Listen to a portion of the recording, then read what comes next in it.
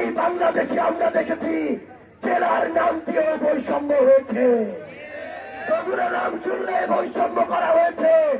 আগামীর বাংলাদেশে এই গোপালগঞ্জের যারা বিবেকবান নাগরিক, আমরা তাদের হয়ে লড়াই করব এবং গোপালগঞ্জ নাম শুনলে কোন বৈষম্য আমরা করতে দিব না।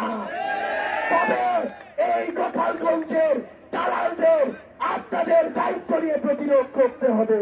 সামনের সারিতে দাঁড়িয়ে আমাদের নারীরা, বোনেরা, মায়েরা রাজপথে লড়াই করেছিলেন স্বৈরাচারের বিরুদ্ধে, ফ্যাসিস্টের বিরুদ্ধে।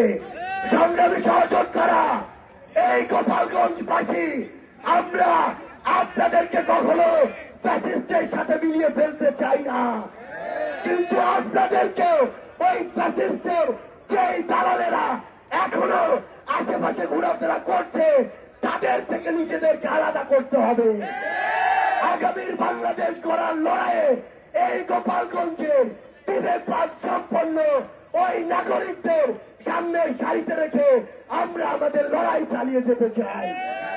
এ পর্যায়ে আমাদের সহযোদ্ধা, আমাদের তেমনই একজন বোন জাতীয় নাগরিক পার্টি এনসিপির কেন্দ্রীয় কমিটির সিনিয়র যুগ্ম সদস্য সচিব নাহিদা সারোয়ার নিভা কথা বলবেন জনাব নাহিদা সারোয়ার নিভা।